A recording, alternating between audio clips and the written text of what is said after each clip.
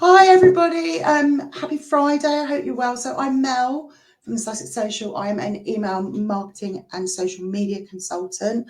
And this morning I am here with Kelly Druitt, who I'll let introduce herself in a minute, to talk about the relationship between search engines and social media. And because I always forget to say this, I'm going to say it now. If you have got any questions or comments as we go through, then do put them in the chat and we'll answer them at the end. So Kelly, do you want to introduce yourself? Yeah, cool. I'm from KD Web. We've been going for 25 years. It's a long time, but I've been very much a freelancer in that time, starting to build the business over the last 5 years and got into SEO 10, 12 years ago. So love the SEO side of websites. And that's me, basically. Yeah. Okay, cool. Thanks for having me. So I think one of the reasons we decided to do this was because obviously there's a lot of synergy between what you and I both do. But I think SEO or search engine optimization is often seen as like a bit of a dark art, and people are kind of like, oh, I don't know what that means. It's Such a really bad name. But actually, I think what you and I have discussed is there are a lot of technicalities around it, but there's also some really simple things that you can do to just improve your ranking on Google and get your business seen, which we'll touch on later. So Kelly, do you want to just kind of explain really briefly what search engine optimization is? Yeah, absolutely. So a lot of people think search engine optimization is only about optimizing or sort of maximizing your website or blog online to rank highly on the search engines. So it is the way that people would find your website on the search engines. But I think the point that we want to make today is that it's not only about your website and your blog. It's not only about your domain name, which is your website address. It is also about the rest of your online presence, which is your social media platforms. So yeah, that's why we got into this conversation, isn't it, Mel? Yeah, it is. And I think I think first of all, really, one of the things that is really pertinent on both social media and search engine optimization is just around keywords, and making sure you know what yours are and utilizing them, to improve your digital presence. And I was doing a talk the other day, and one of the questions that came up actually was that there's a kind of assumption with keywords that's like, oh, I just find the most popular ones because they're the ones that everybody's putting in, but actually that can be quite detrimental to you getting found online. So do you want to kind of explain a little bit more? Yeah, the keyword topic is such a big topic. Love it. So we're not going to cover it all today.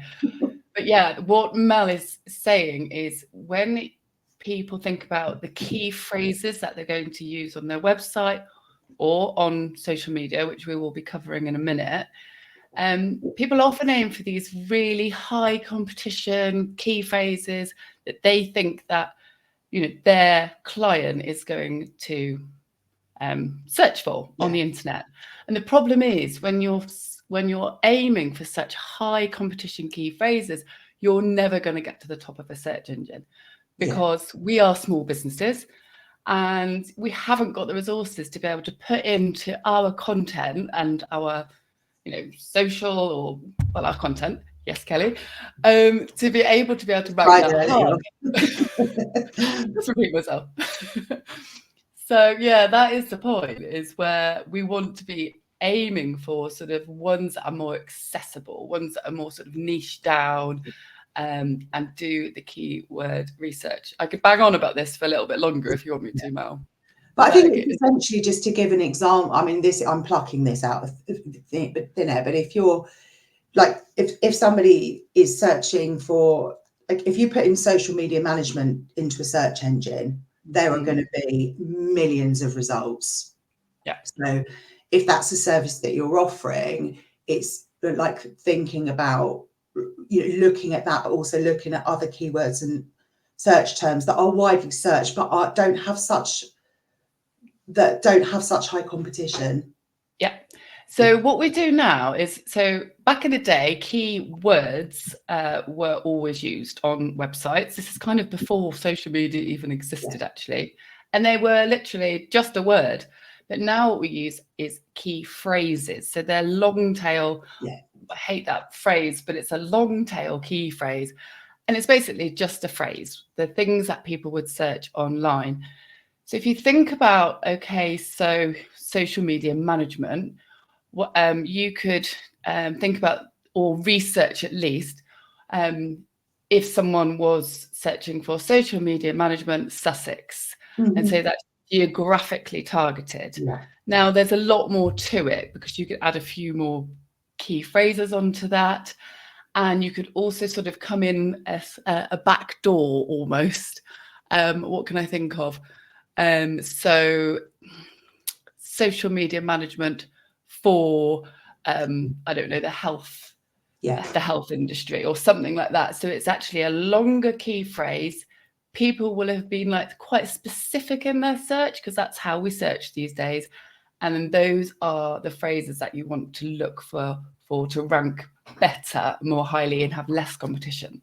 Yeah, and I think that's it, you know, thinking about those longer tail phrases. And also, I mean, you know, one of the things is, I think, is, you know, is like writing carefully and naturally, whether it's on your website or it's for social media, because I mean, businesses do what is called, you know, keyword stuffing. So last year we were looking for a bouncy castle company for my son's birthday.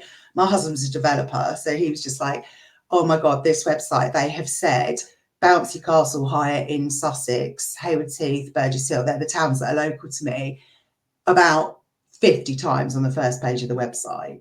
Yeah. And I think, but I mean, obviously, it bouncy, you know, I'm hiring a bouncy castle. I don't care about that. But I think as a small business owner, you know, that would you'd be at risk of sounding like a bot then, and then people are not going to engage with you.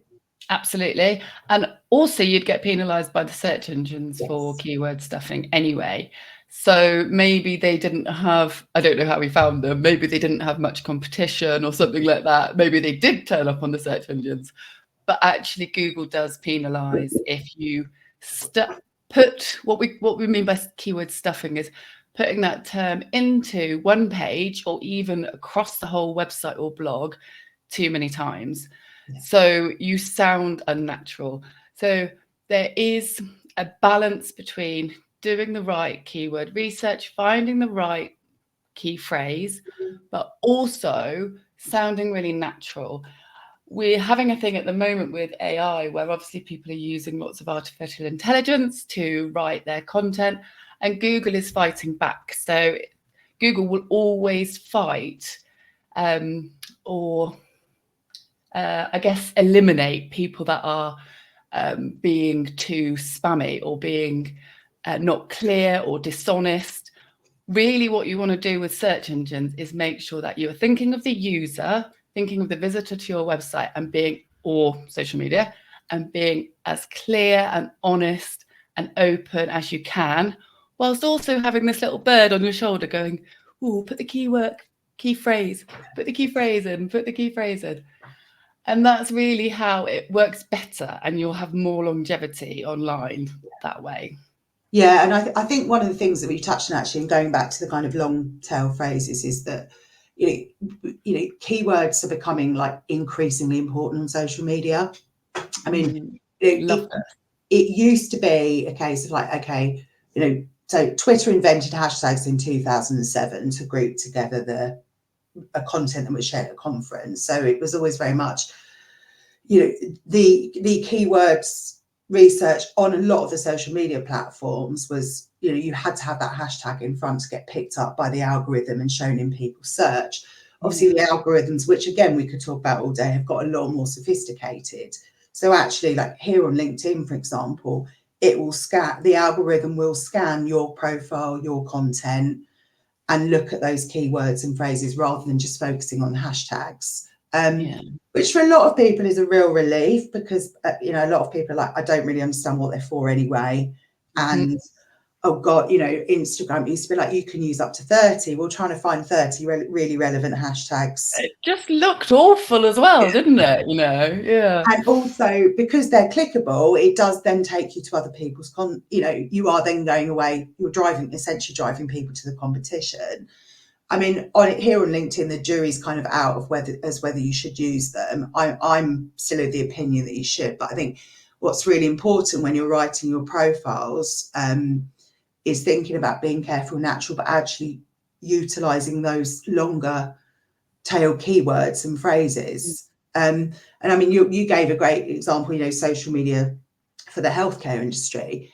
If that is included in your profile and your content, what will happen is when somebody within the healthcare industry searches for social media manager on their within LinkedIn or Facebook, you are more likely to rank in their searches because the algorithm knows that that's the industry they're in, and therefore they're looking for that specialist.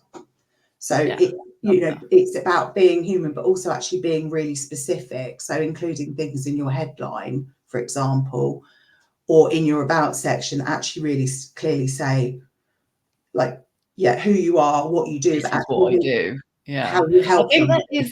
that comes from being really clear about who you're actually specifically aiming at and stuff like that, isn't it? Where you're sort of, I mean, we all hate the word niching, don't we? But you know, it's one of those where you have to be quite specific about what you do and whether or not you cover a geographical area.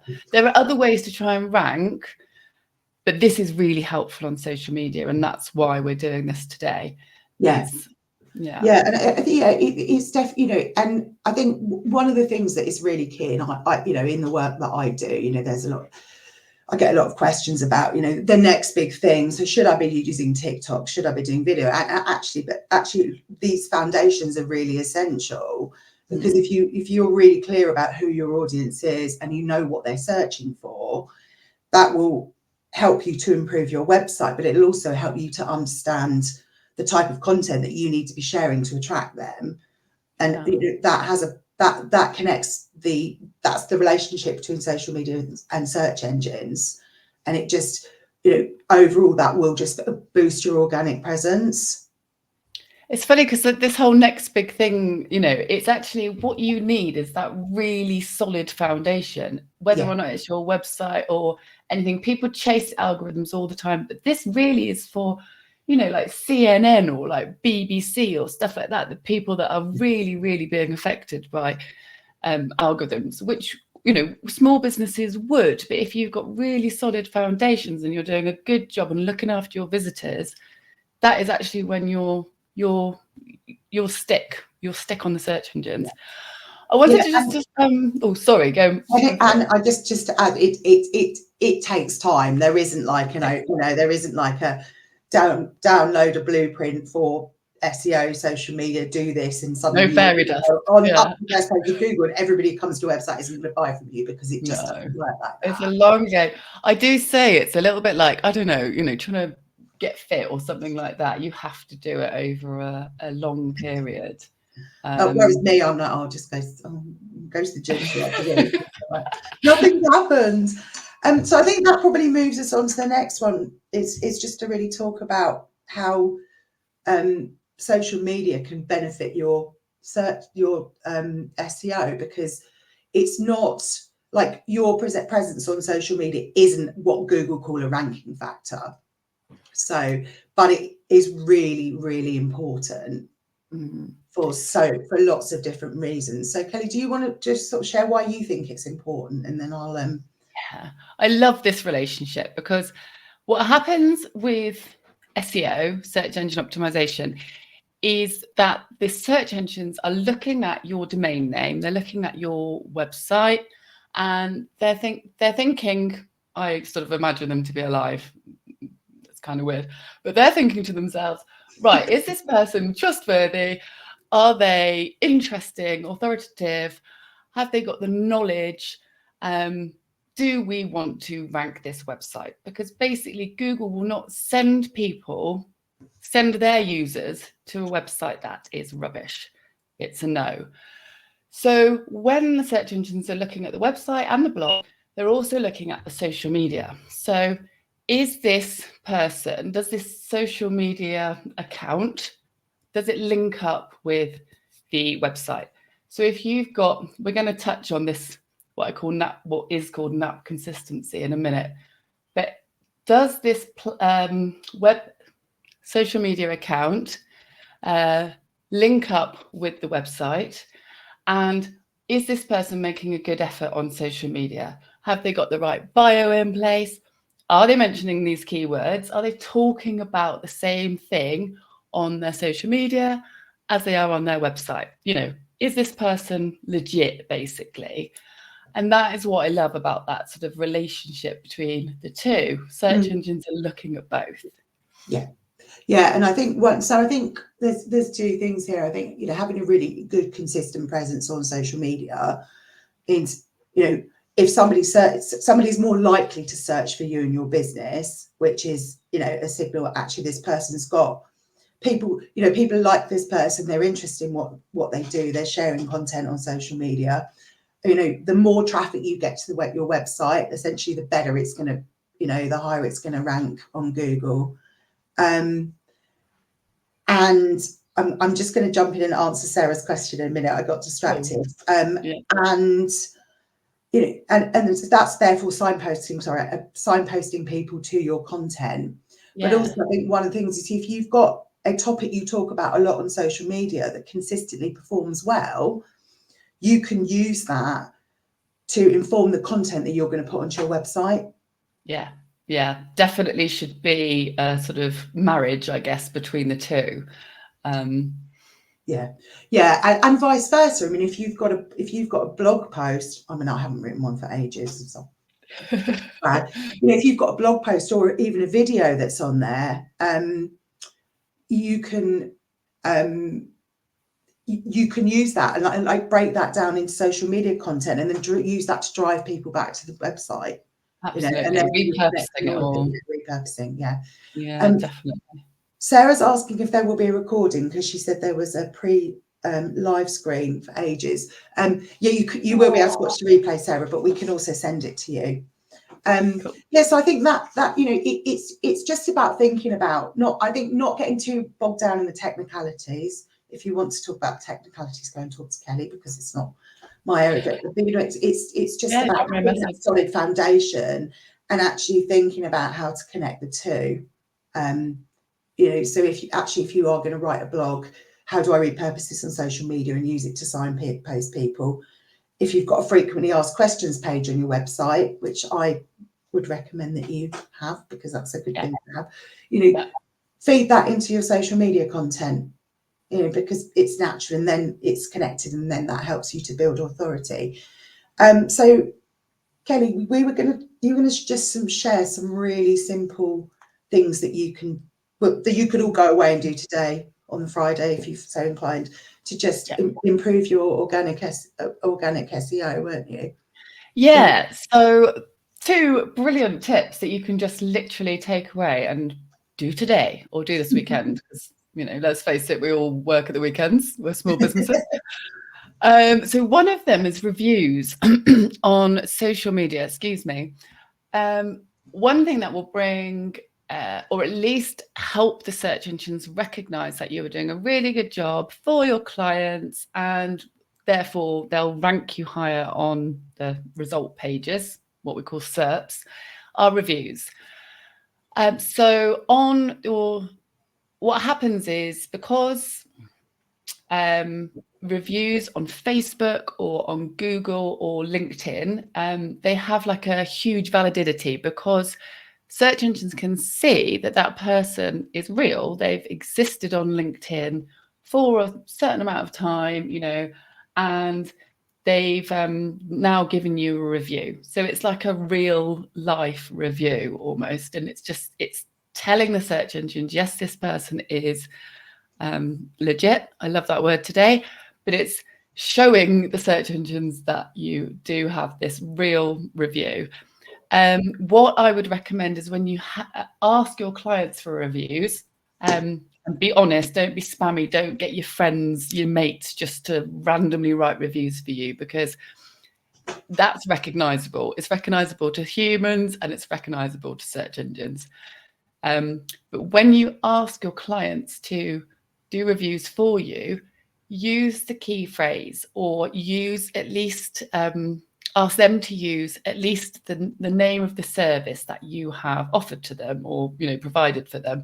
So, for example, if it is social media management, ask them to write in the review, Melanie was brilliant. I'm just like, I don't actually know how we got around to like, this was a really bad keyword example if I'm trying to promote myself, because not actually service that I do.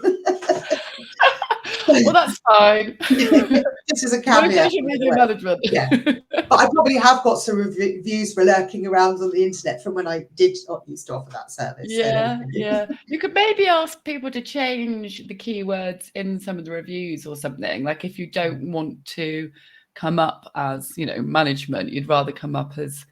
Yeah. Anyway, this wasn't about me. We like to go off on a tangent. But yeah, so add those, make sure you're adding those key phrases into those reviews, which is just fantastic way to, well, you can help other people by giving those reviews out as well, and always remembering to put those key phrases in. So you don't get hung up on the key phrase, but just mention the service. Now, what will happen is on Google, if you've given a Google review, anyone that's got more reviews, you'll see a brand that has the most reviews, and they are like 5-star reviews. They will always come up top when you do a search and the Google map appears. So getting a Google review will help you appear on the top of Google Maps. It will help you appear on the top of the search engines because you've got the most reviews, say, in that area. There's lots to it, but just getting those reviews are great. The other thing we wanted to mention today was Google My Business. Yeah, because I think this is a really, I mean, I've been very guilty of it. I think it's a really overlooked tool for small businesses. I mean, I was talking to a client about it the other day and he went, that sounds brilliant. Do we have to pay for it? And I was like, no, it's free. Yeah. And actually people might not know what we're talking about if we're saying Google My Business. It is basically your business page that's provided by Google. You know, the one, it used to be called something else. I can't remember what it used to be called, but they've switched the name, you know, quite frequently, I think 3 times. But you can go to, I think it is literally googlemybusiness.com, or I know a way to do it. Search yourself on Google, search your business name, but you have to put your geographical location after your business name, and your Google page should come up. Now that Google My Business page, you can claim it if you haven't done so already, but why not keep posting on there? So your LinkedIn posts that you have done last week, pop them onto Google My Business as well, because that is going to drive traffic as well. It shows them you're active, and it is so underused.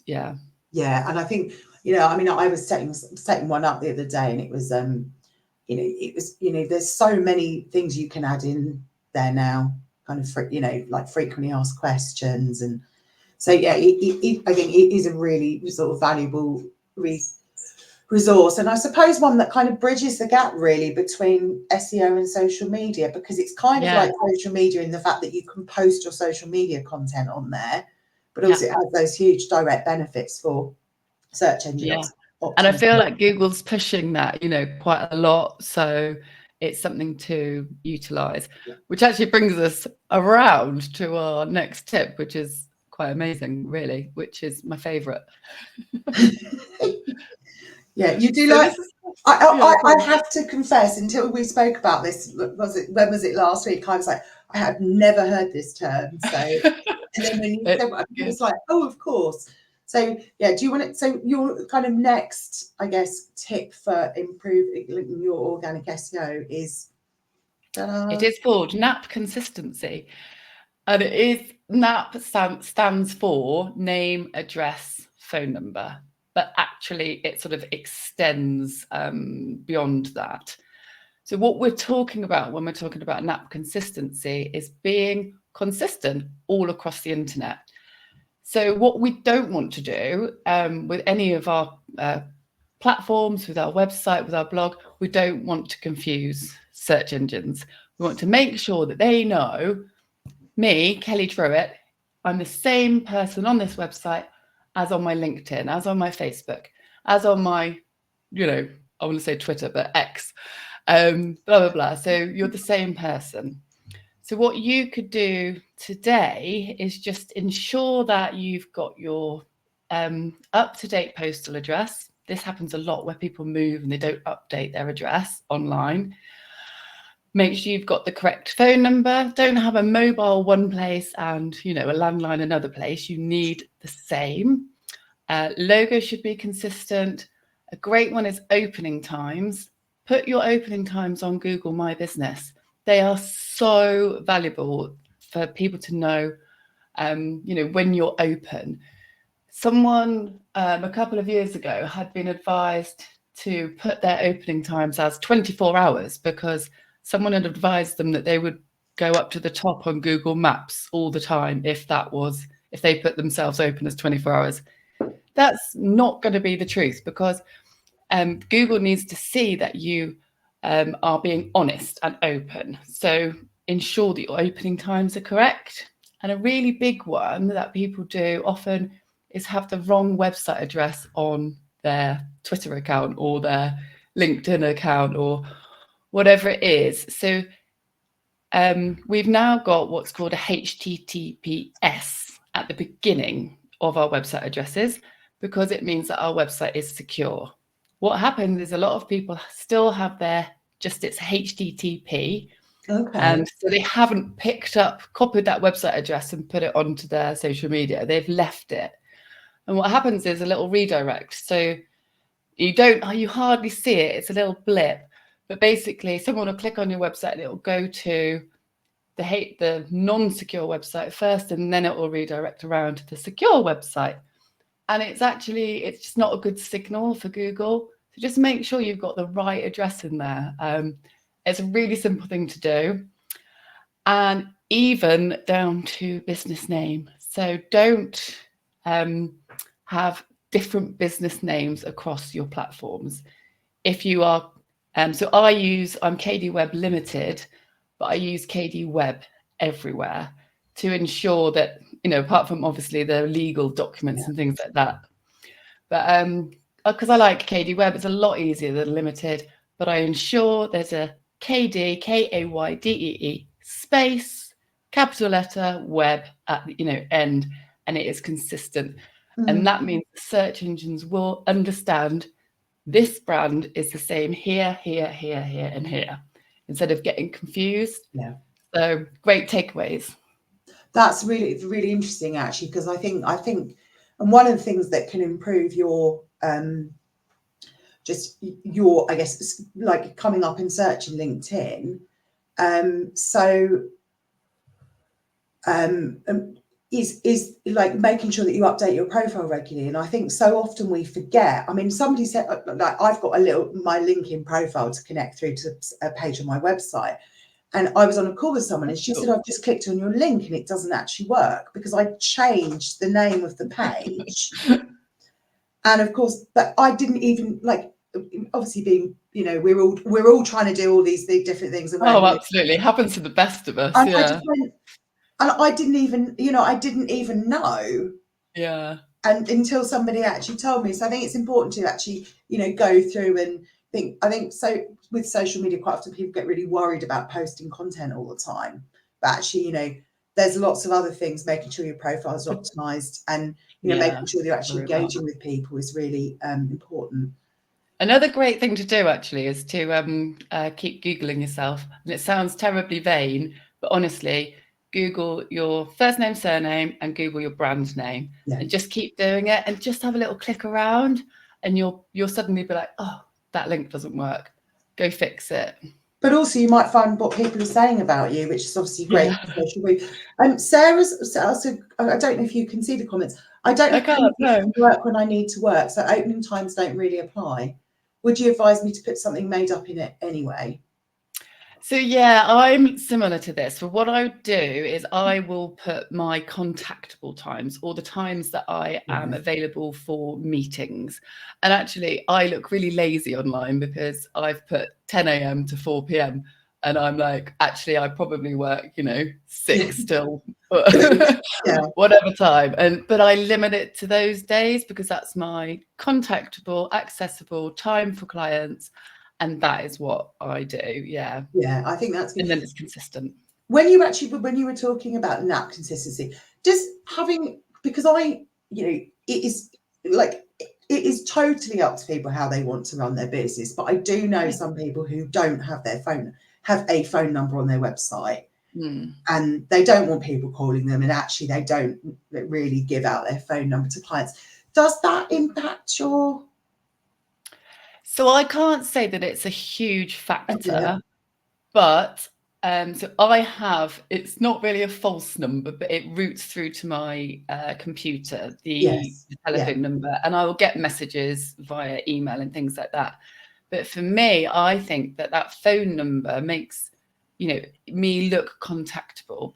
There is a thing that I know that Google will penalize you if you're not accessible. So basically, if you haven't put down an email address, and I think it is possibly as well the phone number to say, I'll double check this, but to say, look, we are an existing company. We will respond to your problems, and we will. You can. So this does happen in e-commerce a lot, where you need to have these contactable things. Okay. No, I was just interested. I mean, obviously there's kind of positives and negatives to having a phone number on your website. And I mean, I'm finding like increasingly at the moment that I'm just getting like random WhatsApps from people, which in my head is not cool. No, but it's so annoying. Yeah. It's hard. You haven't got a switch off, have you? Because there's so many ways that everyone can access you all the time. Yeah. Which is so I think that's kind of really being really clear about your boundaries. Cool. Well, we've actually got lots of people watching, so I don't know if anybody's got any questions. So random wave, or just a random wave, because obviously we've shared quite a lot of information, which I know is a lot for people to digest. We love questions. We do. Stop working. Come back and ask us questions. We do love questions. They give us content for our search engines and our social media. Can I share my keyword research? Yes, do. I'm going to come to this. Yay! I'll put in. Oh, I think I can put it in the comments, can't I? So I have a free keyword research. It's only half an hour. It's a little workshop, and I just feel like because we touched on keywords today, it would be really useful just to go through a few things of how to actually research those key phrases, and like some tools, free tools and stuff like that to use. I'm not going to go hugely in depth, but it's just to sort of get that understanding of key phrases. And it's on the 11th. Check 11th of April at 2 p.m. UK time. Okay, cool. Excellent. So I think really just to summarize, I mean, as Kelly and I have said, like, if you're watching this, or you've got any questions, like, do connect with us on LinkedIn or post your questions in the comments, because it's really useful for everybody else, because, I think sometimes we sort of assume that people know, that everybody else knows the answer to this question, that we don't know the answer. And actually really that really isn't the case. But, do feel free to send either us a message, or I've got my website address here, obviously Kelly's Kaylee Webb. But I think for us really it's just to sort of summarize what we've talked about today is I think thinking about those, going to Kelly's workshop and doing thinking about those longer tail phrases that people are using to search for the services you offer online, not getting too bogged down in that, and actually just if you're being yourself, you're being natural, you're talking about what you do, that's those keywords and phrases are going to come through anyway, and you're going to be able to boost your presence online. And I think all a learning curve, just showing up, being consistent, looking at the data and making sure you've got that solid foundation in place, and trying to boost your reviews and your NAP consistency, because I think a lot of us are really guilty for not asking people for reviews. Yeah, me included. I Yeah. actually was talking to a client the other day, and because he's upped his reviews, and he basically now automatically asks someone for a review once they've had the service, which is great. Good way of doing it. Yeah, no, I think, yeah, you know, and I think as well, it's with the best will in the world, reviews are one of those things where people go, oh yeah, I'll write you one, and then of course they get distracted, they We've forget, all and done. genuinely they just forget, and we've all done it. Yeah. I think sometimes you just kind of, you know, need That's to where you actually need to make it so super easy for people to send a review. So send them the link. If it's Google, this is actually another good little tip. If it's the Google My Business one, go onto your own page, click reviews because you'll be able to see it, and copy that whole URL, that whole address. It's really long. And then send that to them, because as soon as they click that link, it opens up a tab and they can actually put their review in like instantly. So it saves them that, you know, that friction, I guess, from, oh God, I've got to go and find the Google review thing and blah, blah, blah. So yeah, that's quite a good one too. Cool. Lots of useful tips in there, and actually some things that I really didn't know. So thank you for joining me. And thank you everybody else who's watching. Someone's just said, do we need to pre-register for the workshop? You do, but I was just looking at the comments and I can't seem to comment, so I can't pop the link in. So I do apologise. So the little bit of LinkedIn live trivia for anybody who's even thinking of doing one. They are quite fun. Kelly and I have great time. You have to link via a third party, and I'm on the paid version, but it doesn't allow you to put the comments. So really cool. What we will need to do afterwards is post that link actually onto LinkedIn. Yeah. Okay, that's cool. So I'll do that for you, Manisha, and I'll contact you and let you have the link and pop it into this event as well. Thank you, Melanie. It's been really fun. Thank you so much. I'll see you later. Bye, everyone. Bye. Thank you.